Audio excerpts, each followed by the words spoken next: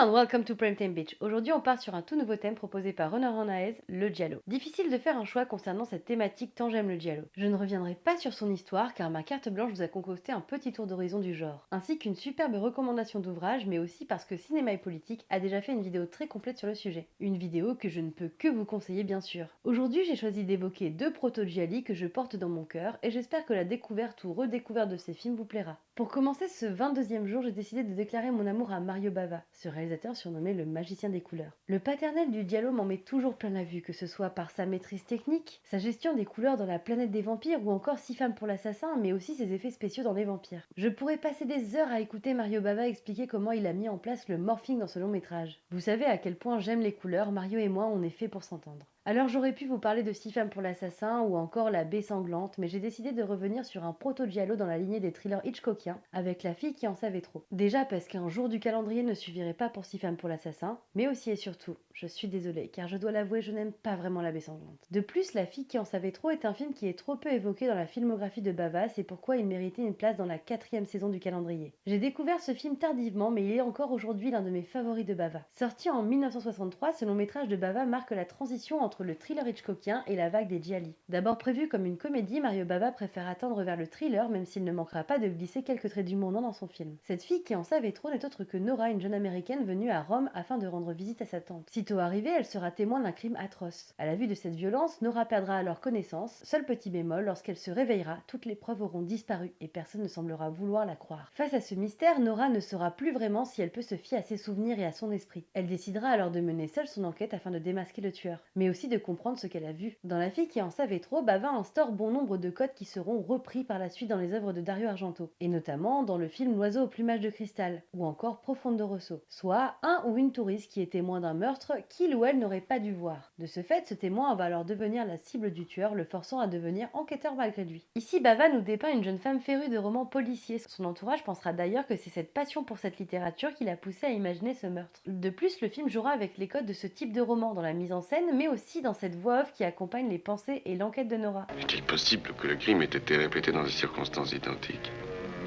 Peut-être la concierge se trompait-elle ou avait-elle menti? Quoi?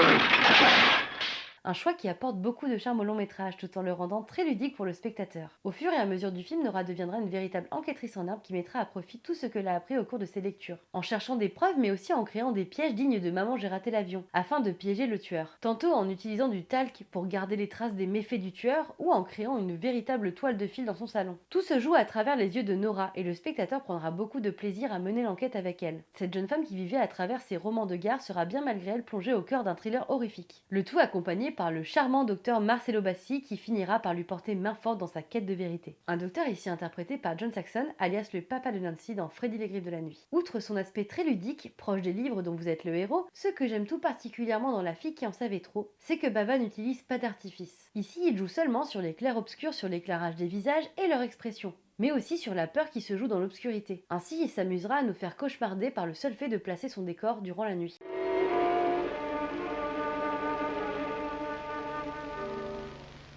Et je dois bien avouer aussi que j'ai une légère obsession pour la musique phare du long métrage, Furore, que je chante toujours en boucle. Non vivo più, non voglio più l'amore, perché l'amore vuol dire amare solo te.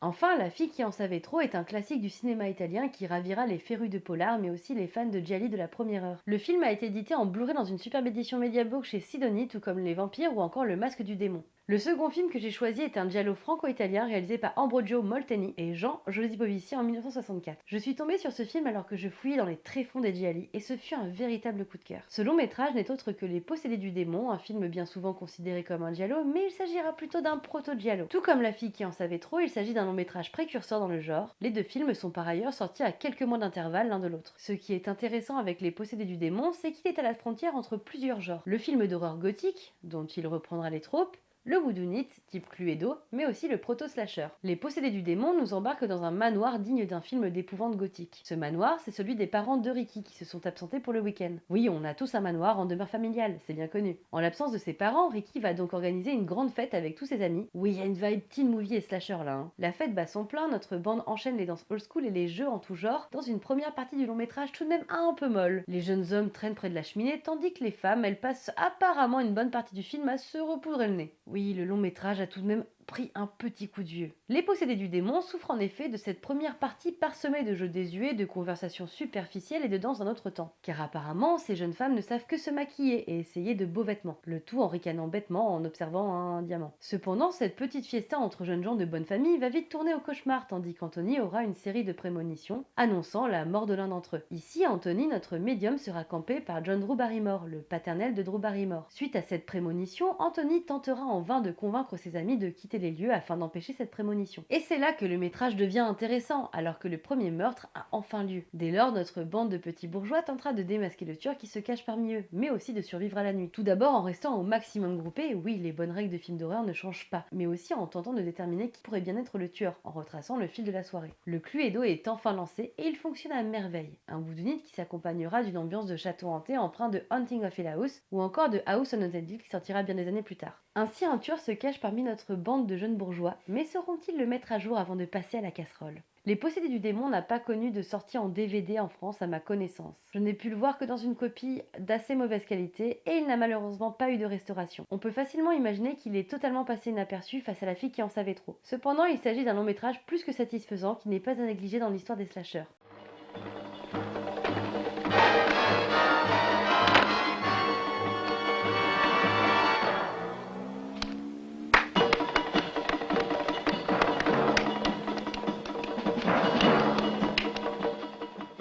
Il est temps à présent de passer à la carte blanche du jour. Aujourd'hui, c'est Héroïna qui va nous donner sa carte blanche. Salut Mylène et merci beaucoup pour l'invitation. Je suis Arnaud du groupe Héroïna et pour celles et ceux qui ne nous connaissent pas, on fait une musique influencée par les bandes originales de films italiens de genre des années 60 aux années 80, que ce soit des films d'horreur, des films gothiques, du polar, de la comédie sexy, du film post-apo, du film de zombies ou bien sûr du giallo. Alors en général, quand je parle de giallo, même si ce genre a connu un regain d'intérêt depuis plusieurs années, la plupart des gens n'ont pas la moindre idée de quoi il s'agit. Et si c'est votre cas et que vous voulez briller dans les dîners cinéphiles de votre région, voilà une petite vidéo où je tente de vous expliquer ce qu'est le giallo en 4 minutes 30.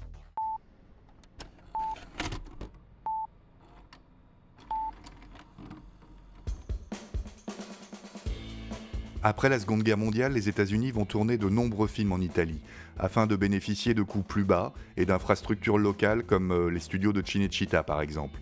Les Italiens vont alors profiter de la dynamique mise en place pour développer leur propre production, et notamment un cinéma populaire qui s'inspire des genres en vogue.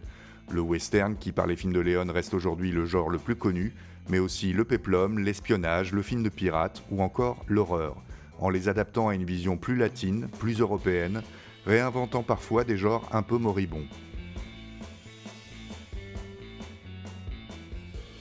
Dans la droite lignée de toutes ces modes, le giallo est né dans les années 60, même s'il n'est pas réellement une copie d'un genre américain préexistant, mais plutôt une création typiquement italienne. Plus qu'un genre d'ailleurs, il s'agit de ce que les Italiens appellent un filone, un filon à exploiter et à surexploiter tant que la formule marche. L'Italie produira un nombre très important de giallo dans les années 60 et surtout 70. Si tout le monde ne s'entend pas sur quel film serait le premier giallo, on s'accorde à dire que c'est Mario Bava, aujourd'hui reconnu comme un cinéaste majeur, qui a lancé cette mode avec des films comme La fille qui en savait trop en 1963 et surtout 6 femmes pour l'assassin l'année suivante. Au début des années 70, c'est son plus célèbre représentant, Dario Argento, qui reprendra le flambeau du giallo en combinant succès populaire et réussite artistique. En italien, giallo signifie jaune, et le terme a pour origine une collection de livres de l'éditeur Mondadori dédiés à la littérature policière, une sorte d'équivalent de la série noire en France. L'origine du giallo est donc à chercher dans le genre policier, le polar ou le thriller. avec des influences assez larges, des films crimi allemands au diabolique de Henri-Georges Clouzot en passant bien sûr par Hitchcock, le giallo bouscule le genre policier de l'époque en poussant les potards à fond de la violence, de l'érotisme et de l'étrange, sacrifiant souvent l'intrigue à l'esthétique, l'histoire à la sensation, l'emmenant parfois à la lisière du fantastique. Souvent construit autour d'une série de meurtres à l'arme blanche ou d'une machination destinée à rendre fou le ou la protagoniste, la résolution du mystère policier n'a la plupart du temps aucun intérêt. Le giallo, c'est avant tout un cinéma du choc, de la perception, de la musique et de l'inconscient, comme le laissent imaginer les titres étrangement évocateurs des films. L'oiseau au plumage de cristal, la courte nuit des poupées de verre, la mort marche à talons hauts, ou encore un sérieux challenger dans cette course au titre le plus long, ton vice est une chambre close dont moi seul ai la clé. Le giallo, c'est un véritable mélange de genres, et chaque film dose à sa manière sa proportion d'horreur, de sexe, de suspense, de fétichisme ou de sang, ce qui donne des films parfois très très différents réunis sous la même appellation. Certains, comme ceux de Dario Argento ou Aldo Lado, flirtent avec le cinéma d'auteur. D'autres, réalisés par exemple par Sergio Martino ou Umberto Lenzi, s'apparentent plus à du cinéma d'exploitation. Mais en fait, les limites sont floues. L'époque est à l'expérimentation à tout va, et parfois une séquence folle et inventive vient illuminer un film assez moyen et ravir la spectatrice ou le spectateur. Car c'est aussi ça, la magie du giallo. Victime d'une surproduction pas toujours qualitative, de l'évolution des modes et de la dégradation de l'industrie du cinéma italien, le giallo disparaît dans les années 80, passant le relais au slasher américain dont il est sans aucun doute une influence majeure.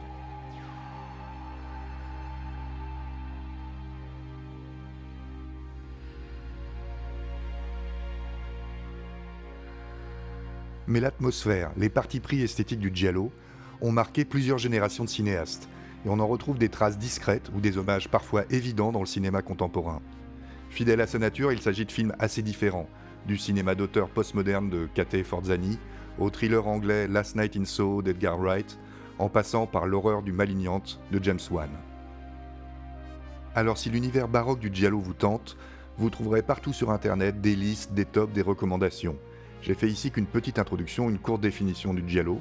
Alors sachez que si ça vous intéresse et que vous voulez creuser un peu, il existe tout un tas de fanzines, magazines, livres, vidéos ou podcasts super intéressants sur ce sujet. Merci beaucoup Héroïna pour cette carte blanche, je vous mets le lien de ces réseaux en description. Enfin, si vous souhaitez soutenir la chaîne, n'hésitez pas à aller sur mon Tipeee. Et n'hésitez pas à me taguer avec le hashtag Welcome to Halloween Mood 2023. Et moi je vous dis à demain pour une nouvelle vidéo. Faites de beaux cauchemars.